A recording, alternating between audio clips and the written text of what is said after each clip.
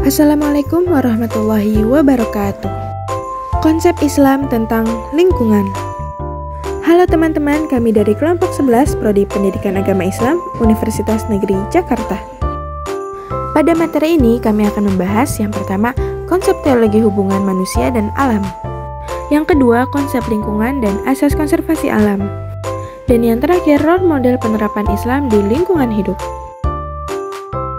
Dalam berinteraksi dan mengelola lingkungan hidup, manusia mengemban 3 amanat dari Allah. Yang pertama, al-intifa, yang berarti Allah mempersilahkan kepada umat manusia untuk mengambil manfaat dan menggunakan hasil alam dengan sebaik-baiknya demi kemakmuran dan kemaslahatan. Yang kedua, al-i'tibar, yaitu manusia dituntut untuk senantiasa memikirkan dan menggali rahasia di balik ciptaan Allah seraya dapat mengambil pelajaran dari berbagai peristiwa alam. Yang ketiga, al-islah, yang berarti manusia diwajibkan untuk terus menjaga dan memelihara kelestarian lingkungan. Alam semesta yang indah ini merupakan salah satu bukti keagungan penciptanya. Bumi dan semua isi yang berada di dalamnya diciptakan Allah untuk manusia. Segala yang manusia inginkan berupa apa saja yang ada di langit dan bumi. Dalam surah Al-Fussilat ayat 10-12, Allah mengemukakan bukti-bukti kekuasaannya dalam menciptakan langit dan bumi, serta menghiasi langit dengan bintang-bintang yang tak terhingga banyaknya. Allah mengetahui segala sesuatu, tidak satupun yang luput dari pengetahuannya. Itulah Tuhan yang berhak disembah, Tuhan yang menciptakan, menguasai, mengatur, memelihara, dan yang menentukan akhir keadaan semesta ini. Apabila Allah menghendaki sesuatu, cukuplah Allah mengatakan, kun, jadilah, maka jadilah seperti yang dikehendaki Allah Subhanahu wa Ta'ala. Hal ini sebagaimana yang dijelaskan dalam Al-Quran. Sesungguhnya urusannya apabila Dia menghendaki sesuatu, Dia hanya berkata kepadanya, jadilah, maka jadilah sesuatu itu. Quran Surah Yasin ayat 82. Lingkungan merupakan bagian dari integritas kehidupan manusia, sehingga lingkungan harus dipandang sebagai salah satu komponen ekosistem yang memiliki nilai untuk dihormati dan dilindungi.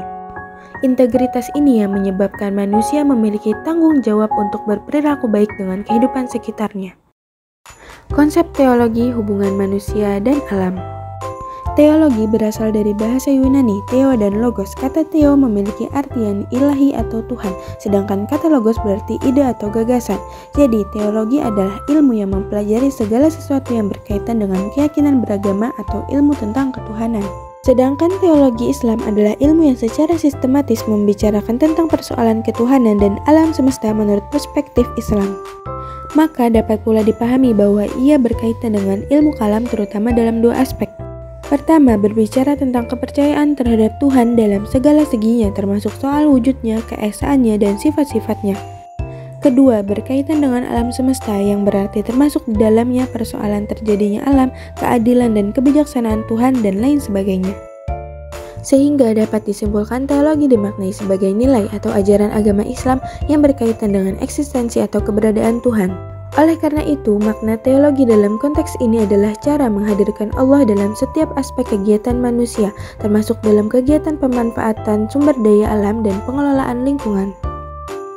Manusia merupakan satu-satunya makhluk ciptaan Tuhan yang dianugerahi akal, sedangkan alam merupakan lingkungan kehidupan atau segala sesuatu yang ada di langit dan di bumi, seperti tumbuh-tumbuhan dan binatang. Manusia dan alam mempunyai hubungan yang saling bergantung dan saling membutuhkan. Dijelaskan di dalam Al-Quran bahwa manusia bertanggung jawab untuk menjaga dan melestarikan lingkungan. Terdapat dalam surah Al-Qasas ayat 77 sebagai berikut. Yang artinya, dan carilah pahala negeri akhirat dengan apa yang telah dianugerahkan Allah kepadamu, tetapi janganlah kamu lupakan bagianmu di dunia dan berbuat baiklah kepada orang lain, sebagaimana Allah telah berbuat baik kepadamu, dan janganlah kamu berbuat kerusakan di bumi, sungguh Allah tidak menyukai orang yang berbuat kerusakan. Secara teologis dapat dikatakan bahwa manusia dan alam adalah ciptaan Allah. Semuanya itu berada dalam suatu hubungan perjanjian dengan Allah. Di samping itu, segala kegiatan pengerusakan alam akan mendatangkan kerugian pada hidup umat manusia. Alam semesta ini diciptakan oleh Allah sangat sempurna untuk mengatur keberlangsungan kehidupan makhluk yang Allah telah ciptakan. sekaligus memberikan kepercayaan kepada manusia untuk memakmurkan dan mengelolanya sehingga tidak terjadi bencana di muka bumi. Alam harus dijaga dan dilestarikan supaya tidak punah sehingga dapat dimanfaatkan oleh generasi mendatang. Namun pada kenyataannya, semakin berkembangnya zaman, manusia terus mengeksploitasi alam tanpa adanya bentuk tanggung jawab terhadap perbuatannya. Salah satu aktivitas manusia yang merusak alam ialah aktivitas pertambangan, baik dalam sektor tanah, perairan, dan gas alam. Selain itu, penggundulan hutan juga merupakan aktivitas yang merusak alam. Eksploitasi tersebut merupakan aktivitas para penguasa yang merugikan masyarakat sekitar. Artinya, meskipun Tuhan memberikan alam semesta guna mencukupi kehidupan manusia, namun dalam hal ini harus mempertimbangkan kedua aspek, yaitu hablum minal alam dan hablum minan nas. Kedua konsep tersebut harus seimbang guna memberikan kesejahteraan bagi masyarakat dan yang lainnya. Apabila manusia mampu memakmurkan dan memelihara alam dengan baik, maka alam pun akan bersahabat dengan kita.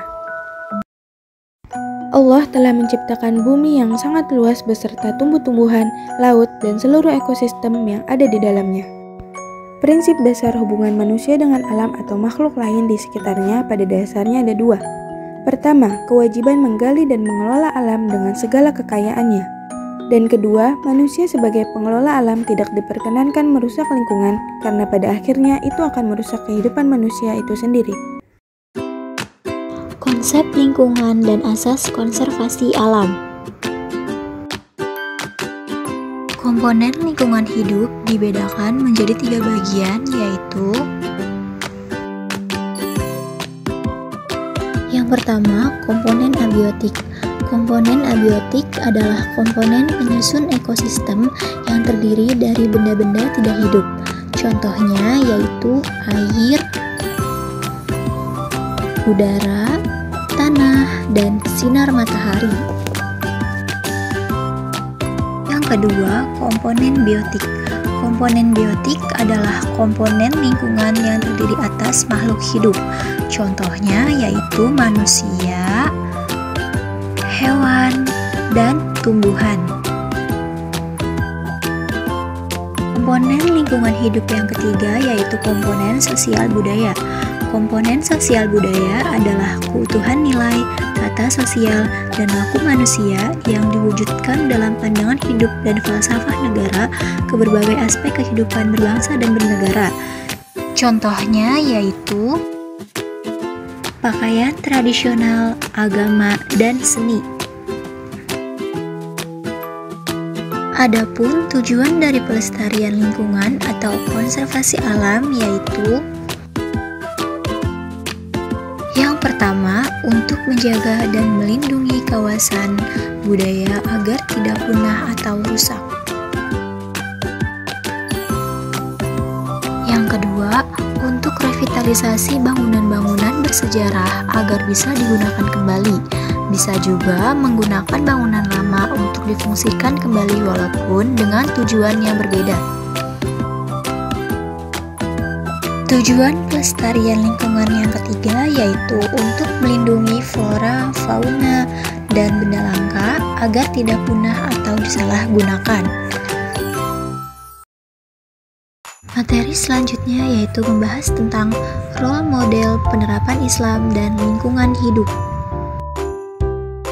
Yang pertama yaitu Green Campus.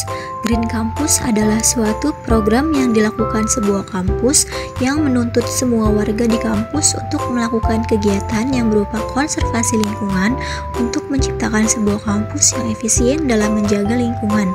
Allah SWT memerintahkan kepada umatnya untuk tidak berbuat kerusakan lingkungan, seperti di dalam Al-Quran surat Al-A'raf ayat 56 yang artinya, dan janganlah berbuat kerusakan di muka bumi sesudah Allah memperbaikinya, dan berdoalah kepada Allah dengan rasa takut tidak akan diterima dan harapan akan dikabulkan. Sesungguhnya rahmat Allah sangat dekat bagi orang-orang yang berbuat baik. Jika kita beriman kepada Allah, pasti kita akan mengikuti perintahnya dengan cara kita peduli dengan apa yang ada di bumi termasuk lingkungan. Kedua, Eko Pesantren. Program Eko Pesantren merupakan salah satu upaya yang diterapkan oleh Kementerian Lingkungan Hidup dan Kehutanan. Pesantren sebagai tempat pendidikan yang khas di Indonesia dengan mengajarkan ilmu-ilmu keislaman. Pesantren memiliki peran yang sangat penting dalam upaya perlindungan lingkungan hidup dengan pembekalan ilmu agama dan kesadaran terhadap kelestarian lingkungan. Eko pesantren dapat dilakukan melalui gerakan kepedulian warga pondok yang didukung oleh sarana ramah lingkungan. Role model yang ketiga yaitu Green School. Green School bukan hanya tampilan fisik sekolah yang hijau atau rindang, tetapi wujud sekolah yang memiliki program dan aktivitas pendidikan mengarah kepada kesadaran dan kearifan terhadap lingkungan hidup. Pendidikan di Indonesia merupakan salah satu faktor yang penting dalam mengembangkan potensi yang dimiliki para pelajar serta dilakukannya pendidikan yang berkarakter. Karakter dapat dikembangkan dengan adanya lingkungan sekitar. Cara mengembangkan nilai karakter seseorang terhadap kepedulian lingkungan dengan adanya program Green School. Role model yang keempat atau yang terakhir yaitu Eko Masjid. Eko Masjid adalah tempat beribadah yang peduli terhadap hubungan timbal balik antar makhluk hidup dan lingkungannya.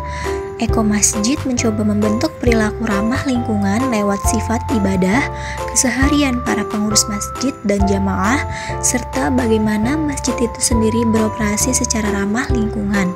Program Eko Masjid bertujuan untuk menjaga kualitas masjid yang rapih dan bersih, dan menciptakan masjid yang nyaman untuk digunakan. Adapun 3 keutamaan menjaga kebersihan masjid yaitu: yang pertama, dosanya diampuni oleh Allah SWT. Yang kedua, dibangun satu rumah yaitu tempat di surga. Yang ketiga yaitu mendudukan kedudukan yang mulia di sisi Nabi Muhammad SAW. Sekian video pembelajaran dari kami, semoga bermanfaat ya teman-teman. Wassalamualaikum warahmatullahi wabarakatuh.